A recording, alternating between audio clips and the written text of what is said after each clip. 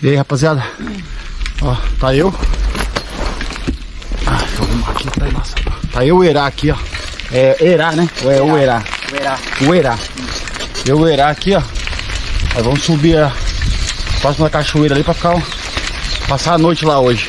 Curtir lá a pescaria, conhecer lá o lugar que eu não conheço, ele já conhece já. Só não volta amanhã à tarde. Só amanhã à tarde só vai voltar.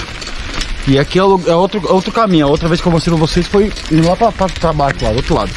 Aqui já tá pegando sentido a casa do cacique, né? É isso? Já a casa do cacique.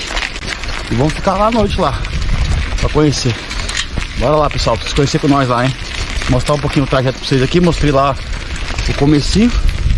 Ele vai fazer um prato típico deles aqui, como que é o nome dele? Vai fazer? Tipá. Fazer o tipá. Aí eu vou filmar pra vocês lá como que eles fazem o tipá aqui, tá bom? É isso aí, galera. Valeu!